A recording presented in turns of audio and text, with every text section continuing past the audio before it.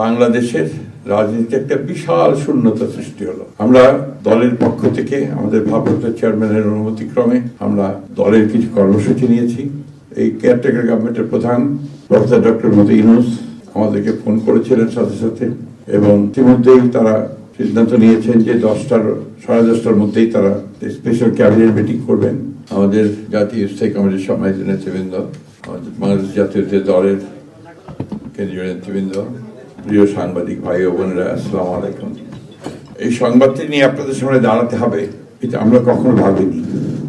আমরা এবারও আশা করছিলাম ঠিক আগের মতোই আবারও তিনি সুস্থ হয়ে উঠবেন। আমরা ভারাক্রান্ত হৃদয়ে ইতিমধ্যে আপনারা শুনেছেন ডক্টর শাহাবুদ্দিনের ঘোষণা। আজ ভোর 6টায় আমাদের গণতন্ত্রের মা, আমাদের অভিভাবক, আমাদের জাতির অভিভাবক আমাদেরকে ছেড়ে চলে গেছে। ইন্না লিল্লাহি ওয়া ইন্না ইলাইহি রাজিউন। এই শোক, এই ক্ষতি অস্বাভাবিক, অপূরণীয়।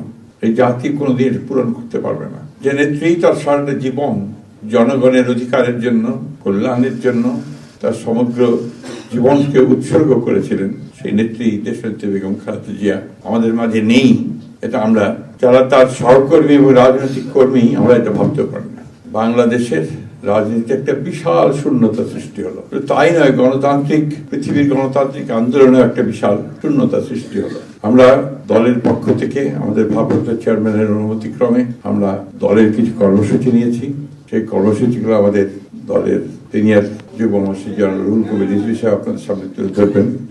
সরকারের প্রধান, এই কেয়ারটেকার গভর্নমেন্টের প্রধান প্রফেসর ডক্টর মোহাম্মদ ইউনূস আমাদেরকে ফোন করেছিলেন সাথে সাথে, এবং ইতিমধ্যেই তারা সিদ্ধান্ত নিয়েছেন যে 10টার মধ্যেই তারা স্পেশাল ক্যাবিনেট মিটিং করবেন।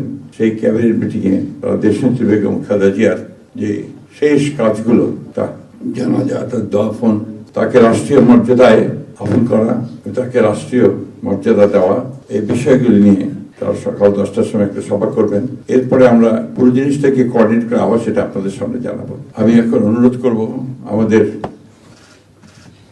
দলের সিনিয়র যুব মহাসচিব জনাব রুহুল কবির রিজভী, তিনি আপনাদের সামনে দলের কর্মসূচিটা জানাবেন।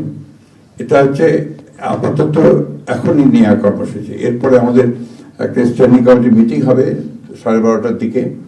সেই মিটিংয়ে আমরা আরও বিস্তারিত কর্মসূচি গ্রহণ করব, আর সরকার যে সমস্ত কর্মসূচিগুলো তার সঙ্গে কোঅর্ডিনেট আমরা করব, এবং সেই বিষয়গুলো আমরা আপনাদেরকে পরে জানাবো। ধন্যবাদ। আসসালামু আলাইকুম।